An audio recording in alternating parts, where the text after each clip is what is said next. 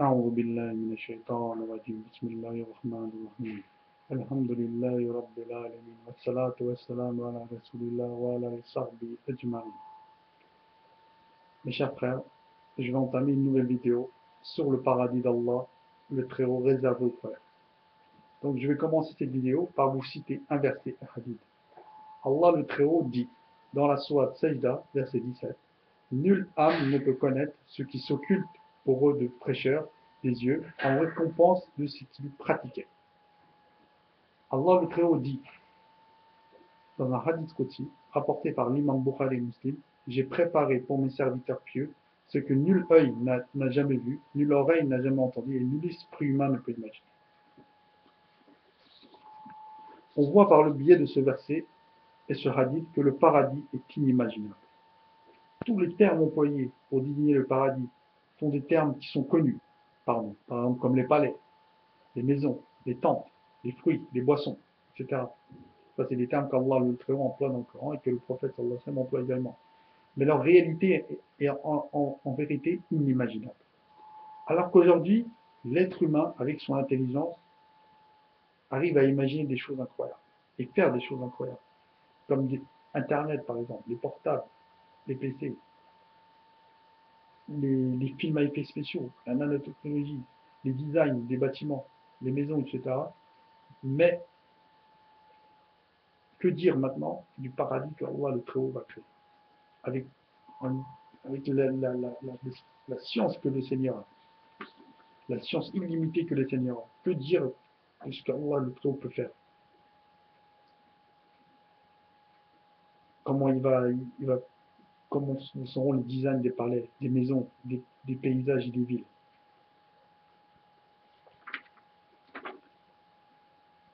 Toutes ces choses-là ont été préparées par Allah le Très-Haut aux croyants et croyantes à cause des bonnes œuvres qui ont été accomplies. Hassan al-Basri dit, les gens ont fait en cachette leurs œuvres salutaires, alors Allah le Très-Haut a caché pour eux ce qu'aucun regard n'a jamais vu et ce que jamais effleuré un œil. Donc, l'être humain a fait des bonnes œuvres et Allah le Très-Haut, il lui donne sa récompense en le mettant au paradis, dans son paradis inimaginable. Le jour de la résurrection, on amènera un homme qui a subi le plus d'outrance, d'injustice sur terre et on le trompera au paradis. Un clin d'œil. Puis par la suite, on lui dira, est-ce que tu as déjà souffert sur terre? Et Allah dira, par Allah, je n'ai jamais souffert sur terre. Rien qu'un clin d'œil au paradis, donc le jour du jugement, en sachant que cet homme-là, c'est l'homme qui a le plus souffert, va suffire pour lui faire oublier la misère qu'il a subie sur terre. Ce n'est pas pour rien que le Maître le Très-Haut décrit son paradis comme étant d'inimaginable. Donc je vous invite à partir de maintenant à méditer sur tout ce que je vous dirai, j'en ferai de même. Selon Abu Huraira, le messager d'Allah sallallahu alayhi wa sallam a dit, un espace du paradis équivaut à la moitié d'un arc, vaut mieux que ce bas monde et tout ce qu'il contient. Il y aura une petite passerelle du paradis, si on l'emmène ici, ça vaut mieux que ce bas monde et tout ce qu'il contient. La première raison, c'est où se trouve le paradis. Le paradis se situe au-dessus du sept cieux et en dessous du trône, qui constitue le toit de la création. En sachant qu'entre nous et le septième cieux, il y a 7000 années de marche. Cela est prouvé par un hadith du prophète Mohammed sallallahu alayhi wa sallam. Donc, où se trouve le paradis? Donc, on va voir qu'il se trouve au-dessus du sept cieux. Le prophète dit, quand vous demandez le paradis, demandez le Firdaus. C'est le paradis qui se situe au centre et à la position élevée.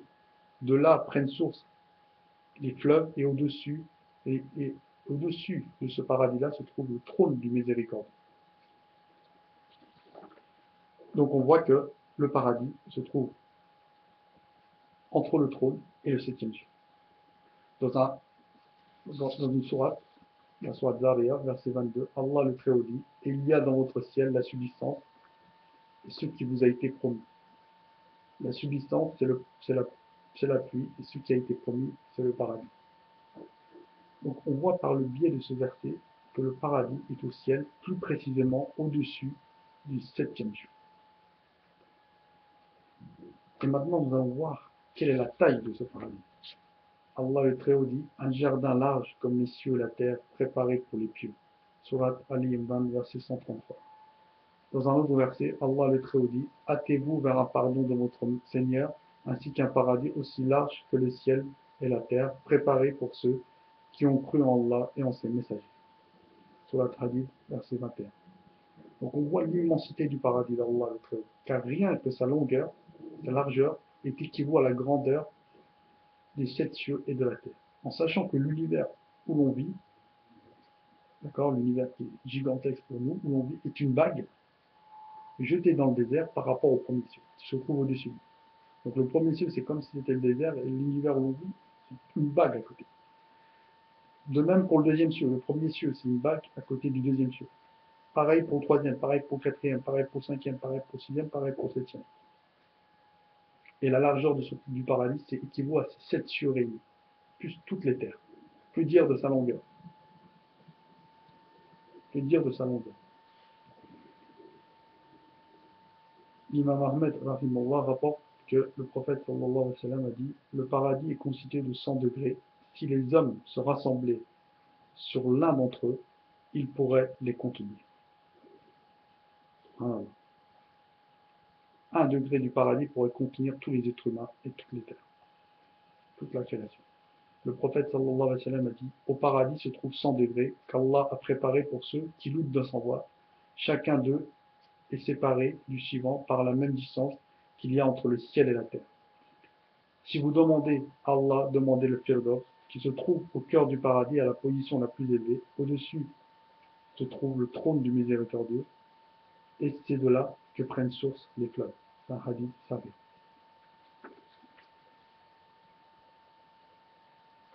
Donc, on voit qu'au paradis, il y a 100 degrés. Et chaque degré est séparé d'une distance qu'il y a entre le ciel et la terre, c'est-à-dire de 500 degrés. Chaque degré est séparé de 500 degrés, et il y en a 100. Et le degré le plus élevé, pour que l'être humain comme nous peut accéder, c'est le Firdaus.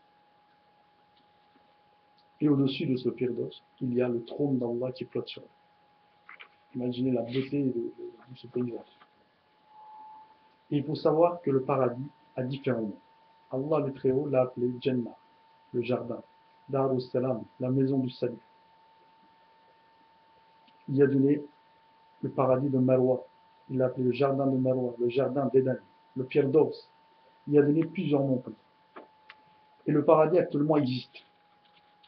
Abdullah ibn Abbas a dit avoir entendu le prophète sallallahu alayhi wa sallam dire, j'ai vu le paradis et voulu m'en saisir une grappe. Si je l'avais obtenu, vous en mangerez jusqu'à la fin du monde. Et j'ai vu l'enfer et je n'ai jamais vu un spectacle aussi affreux. C'est un hadith rapporté par l'imam al-Bukhari. Donc, comme quoi, le paradis existe actuellement. Donc, le prophète sallallahu alayhi wa sallam l'a vu, l'a visité au cours du voyage qu'il avait effectué, le voyage nocturne. Même dans un hadith aussi, Allah subhanahu wa ta'ala dit à Jibril alayhi salam d'aller voir le paradis. Et Jibril alayhi salam dit, au Seigneur, celui qui entendra parler de ce paradis voudra y rentrer. Et après, le Seigneur va mettre autour du paradis des choses qui sont appréciées par l'âme dévastatrice. Des choses illicites que l'âme dévastatrice aime bien. Quand Allah le Très-Haut lui dira de regarder autour du paradis, qu'est-ce qu'il a mis comme obstacle, comme épreuve, à ce moment-là, l'ange Gabriel il va dire, j'ai bien peur, Seigneur, que personne ne pourra rentrer dans ce paradis. Tellement que le paradis est entouré de choses, des épreuves difficiles, qu'Allah le Très-Haut en fait, éprouve les êtres humains. C'est par le biais de ces épreuves difficiles qu'il éprouve les êtres humains. C'est nous-mêmes, avec notre volonté, notre foi, nous devons surmonter ces épreuves. Allah dit, certes, on va vous éprouver par la peur, la faim, la diminution de biens, de personnes et de fruits. Passe la bonne nouvelle aux environs. Donc on est là pour être éprouvé. Et on doit supporter, parce qu'Allah dit qu'il ne donne pas un fardeau à son serviteur qu'il ne peut pas supporter. Toute épreuve est supportable. Toute épreuve. Donc une fois que le jugement sera fini, et les croyants auront passé le pont du Sirat, donc c'est le pont qui sera au-dessus de l'enfer et qui emmènera au paradis. Et après cela, il y aura un autre pont. Ils se dirigeront vers le paradis. Et avant de rentrer au paradis, 120 rangs vont se former. Et cela est prouvé par la parole du prophète sallallahu alayhi wa sallam qui dit les gens du paradis formeront 120 rangs, et de ces 120 rangs, 80 seront constitués de ma communauté, et les 80 autres, les 40 autres de la communauté des autres prophètes. Hadith rapporté par l'imam Tirmidhi. Donc on ignore la longueur d'une rangée, mais on voit qu'il y aura énormément de musulmans, au paradis. Parce qu'il y a 120 rangées, et les 80 premières sont réservées à la communauté du prophète Mohammed sallallahu alayhi wa sallam. Peut-être le prophète sallallahu alayhi wa sallam dit j'espère que vous serez le quart des gens du paradis. Les Sarabas, ils ont dit Allahu Akbar, j'espère que vous serez les tiers des gens du paradis. Les compagnons, ils ont dit Allah est le plus grand.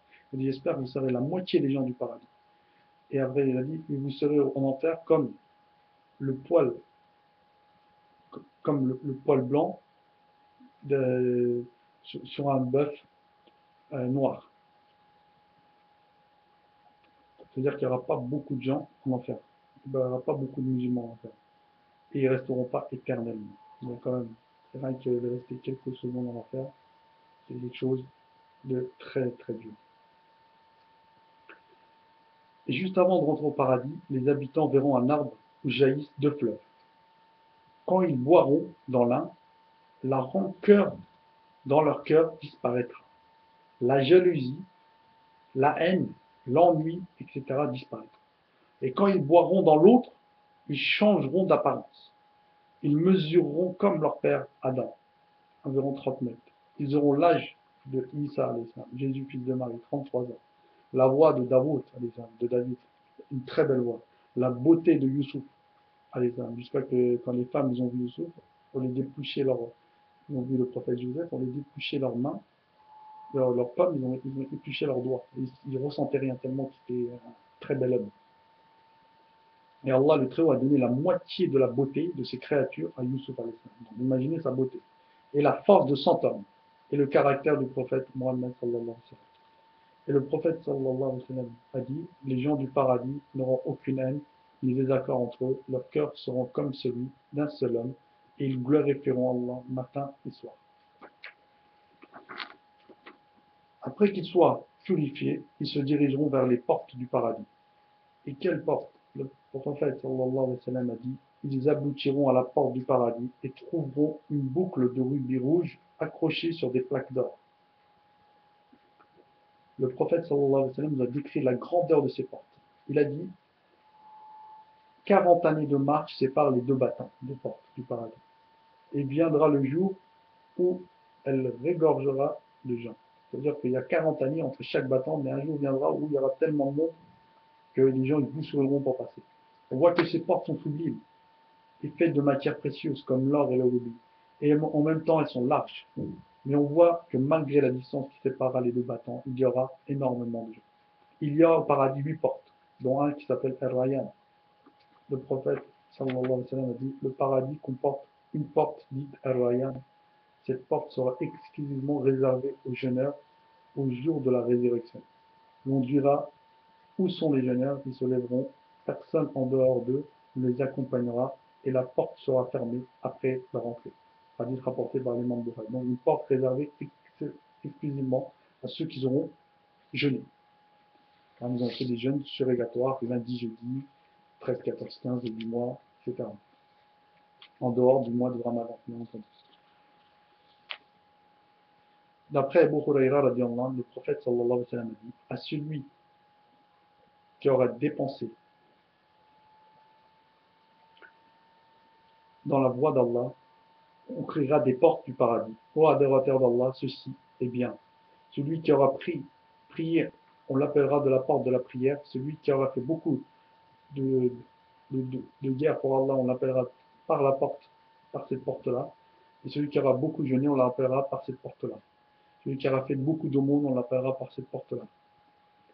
Et Abu Bakr a dit est-ce qu'il n'y aura pas une personne qui sera appelée par toutes les portes? Et le prophète sallallahu alayhi wa sallam a dit je pense, j'espère que tu seras parmi ces gens. Donc il y a des gens qui vont arriver devant le paradis, vont être appelés par les 8 portes. Enfin, les 8 portes vont s'ouvrir pour eux. Et ça, c'est Abu Bakr radiallahu anhu fera partie de ces gens. Donc il y a la porte de ceux qui ont fait beaucoup d'aumônes, la porte de ceux qui ont fait beaucoup de prières, la porte de ceux qui ont sacrifié beaucoup des biens pour Allah. Chacun sera appelé par rapport à ce qu'il faisait sur terre, par rapport aux bonnes actions qu'il faisait sur terre. Et on voit que c'est possible d'être appelé par les 8 portes. D'après Omar radiallahu anhu, quand une personne fait ses ablutions, il lève son doigt vers le ciel et dit Ashhadu an la ilaha illallah wahdahu la sharika lahu wa ashhadu anna Muhammadan abduhu wa rasuluhu, les 8 portes du paradis s'ouvriront pour lui. Juste après les ablutions, on a juste à dire ça, et les 8 portes du paradis s'ouvriront pour lui. Quelque chose de très simple. Très simple. D'après Abu Huraira, le prophète sallallahu alayhi wa sallam a dit lorsque le mois du Ramadan commence, les portes du ciel sont ouvertes. Et dans une autre version, les portes du paradis sont ouvertes et les portes de l'enfer sont fermées. Hadith authentique. Tellement que le mois du Ramadan est un mois béni. Enfin, là, le mois du Ramadan est tellement béni que toutes les portes du paradis sont ouvertes, toutes les portes de l'enfer sont fermées. Et la première personne qui rentrera au paradis est notre prophète sallallahu alayhi wa sallam. D'après un hadith de Anas ibn Malik, le prophète sallallahu alayhi wa sallam a dit lors du jour de la résurrection, j'arriverai devant la porte du paradis et je demanderai qu'on le m'ouvre. Les gardiens diront qui es-tu? Je répondrai je suis Mohammed. Il dira alors il m'a été ordonné de n'ouvrir pour personne avant toi. Hadith rapporté par l'imam Muslim. Dans un autre hadith, le prophète sallallahu alayhi wa sallam a dit je serai le premier qui frappera à la porte du paradis. On voit à travers ce hadith que la première personne qui rentrera au paradis est le prophète Mohammed sallallahu alayhi wa sallam. On voit également le prestige qu'il a, la valeur qu'il a auprès d'Allah. Et une fois que le prophète s'en rentrera, les autres gens entreront également. Donc les autres prophètes vont rentrer, les autres messagers, les autres prophètes, tous les compagnons. Après, chacun, par rapport à son degré, rentrera. Les anges les salueront, une fois qu'ils auront franchi la porte. Allah le Très-Haut dit, tandis que ceux qui se sont prémunis envers leur maître sont poussés au jardin par vagues, de sorte que quand ils arriveront, les portes s'en s'ouvrent largement et les gardiens leur disent que leur paix soit sur vous. Vous êtes agréables entre eux pour l'éternité. Donc, c'est une sourate Az-Zumar, verset 73. Donc, on voit la bonne nouvelle annoncée par les anges, c'est qu'une fois qu'une personne entre au paradis, c'est pour demeurer éternellement. Et ceci est prouvé, bien entendu, par ce verset. Le paradis, donc, est éternel. Et personne n'en sortira. Allah le Très-Haut dit, et ils demeureront éternellement. Surat Baqarah, verset 25. Allah le Très-Haut dit, ils auront là tout ce qu'ils désireront, et une demeure éternelle. Verset 25. Allah le Très-Haut dit, ils n'y goûtent pas la mort, sauf à la première. Surat Duhan, verset 56. Donc, avant de passer le pont du Sirat, donc on revient un peu en arrière, l'ange Jibril va immoler une bête. Donc, un bélier, on dit. Et il dira, oh les gens de la droite. Donc, il dira, les gens de la droite, voici votre demeure. Donc, il leur fera montrer le paradis, demeure-y éternellement. Et il dira, et vous, les gens de la gauche, donc les gens de l'enfer, voici votre demeure, demeurez-y éternellement. Donc, les habitants du paradis, ça ajoutera une joie supplémentaire pour les gens du paradis et une tristesse supplémentaire pour les gens de l'enfer quand ils apprendront qu'ils demeureront éternellement en enfer. Dans un autre hadith, le prophète sallallahu alayhi wa sallam dit Allah fera rentrer les habitants du paradis au paradis et les habitants de l'enfer en enfer. Puis un héros se lèvera entre eux en disant ô habitants du paradis, il n'y a plus de mort. Ô habitants de l'enfer, il n'y a plus de mort. Chacun sera dans l'état où il se trouve. Voilà. Donc, comme quoi, la mort, on la goûte qu'une fois, puis après, c'est une vie éternelle qu'attend, Inch'Allah, qui nous attendra. Selon Abu Huraira, le prophète sallallahu alayhi wa sallam l'a dit, donc une fois que les gens, là on est arrivé, une fois que les gens rentrent par la porte du paradis, il a dit, le premier groupe d'hommes qui rentreront au paradis auront la splendeur de la pleine lune. Ceux qui les suivront auront l'éclat de la plus brillante étoile du firmament. Et ils n'ont ni urine, ni défaction, ni salive, ni morve. Leurs peines seront d'or, leur sueur aura l'odeur du musc, leurs encens seront le costus, donc riches racines d'Arabie et de l'Inde, qui dégagent en brûlant un parfum agréable. Leurs épouses seront les khouris, aux beaux yeux. ils auront tous l'aspect d'un même homme, à l'image de leur père Adam. Ils s'élancent dans le ciel avec une stature de 60 coudées. Donc c'est un hadith unanimement reconnu authentique. On voit dans ce hadith que la beauté des gens seront différents selon leur degré qu'ils occuperont. Quand on dit les premiers groupes de personnes auront la splendeur de la lune, ça ne veut pas dire bien entendu qu'ils recevront à la lune. Donc ils auront l'éclat de leur visage sera très brillant.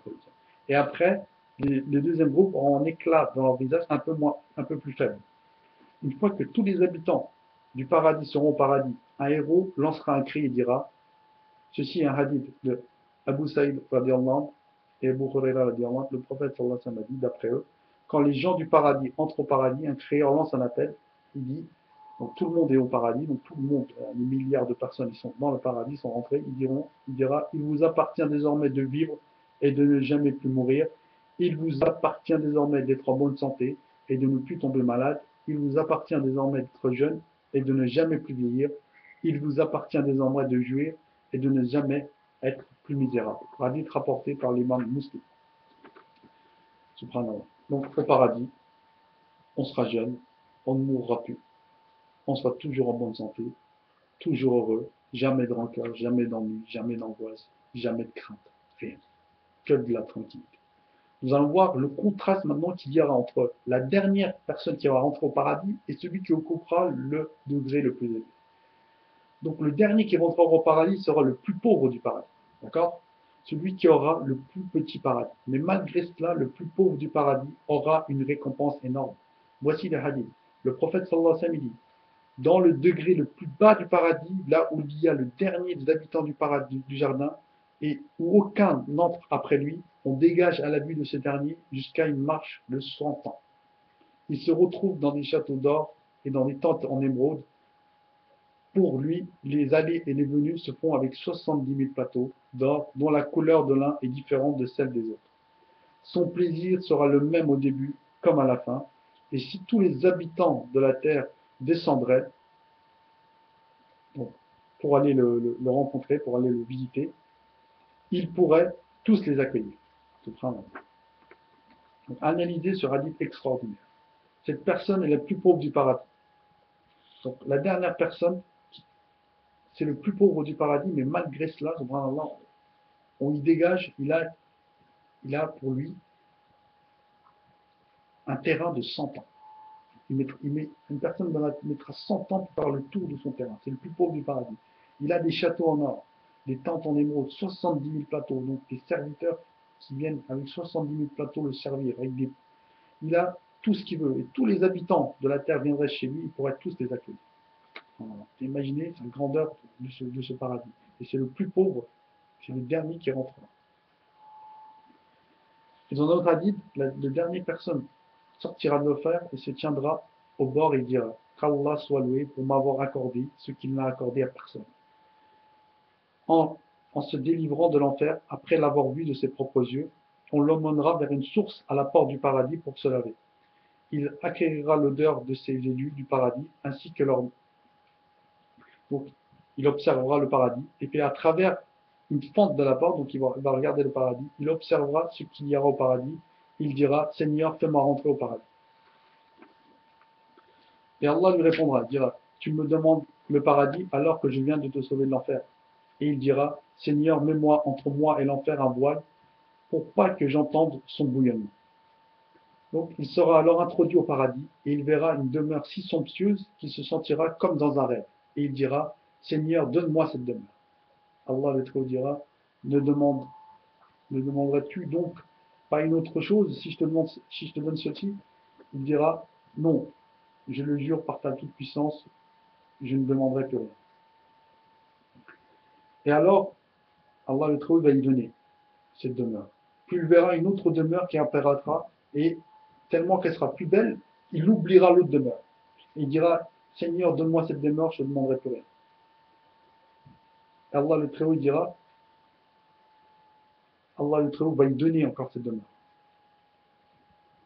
Et à un moment, il va garder le silence, et Allah lui dira, pourquoi ne me demande plus rien? Il dira, Seigneur, j'ai honte de te demander quelque chose, j'ai honte de te demander quoi que ce soit, et Allah le dira, serais-tu satisfait si je te donne l'équivalent des biens de ce monde depuis que j'ai créé jusqu'à son anéantissement 10 fois. Il dira, Seigneur, te manques-tu de moi alors que tu es le Seigneur de l'univers? Allah le Très dira, non, j'en suis capable. Et l'homme dira, permets-moi de rejoindre les élus du paradis. Allah va lui permettre. Il s'en ira pendant pressant le pas dans le paradis. Donc il va rejoindre les autres habitants du paradis. Et avant d'atteindre les gens, un palais se dressera devant lui, de perles. Il va se prosterner devant ce palais, il dira, j'ai vu mon Seigneur. Et l'ange dira, ce n'est pas son Seigneur, c'est juste un de tes palais que tu as. Après, il va trouver un homme pour lequel il s'apprêtera à se prosterner devant, et il dira, j'ai vu un ange, il dira, c'est juste un de tes trésoriers, un de tes servants.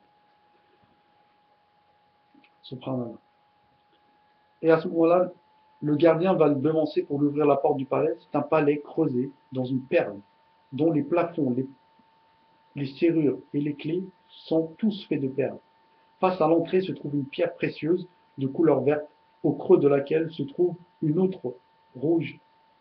70 portes qui mènent chacun à une chambre de couleur en pierre précieuse verte, dont chacun mène à son tour à une autre chambre de couleur différente d'entre elles.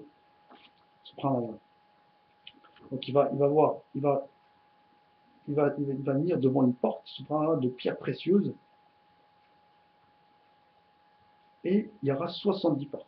Et chaque porte mènera à des chambres de couleurs différentes. Et dans chaque chambre, il y aura des lits, des épouses, des servantes qui l'attendront.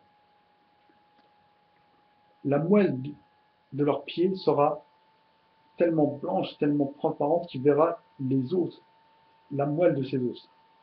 Son cœur sera un miroir pour elle et réciproquement. Et chaque fois qu'il s'en éloignera, elle deviendra 70 fois plus belle pour lui. Et il dira, Wallahi, que je vous trouve 70 fois plus belle qu'avant. Et elle dira la même chose. Et on lui dira, voici ta propriété. Elle s'étend sur une distance de 100 ans de marche que tu pourras quand même embrasser de regard. Donc il a un regard si perçant qu'il pourra voir toute sa demeure, tout son terrain.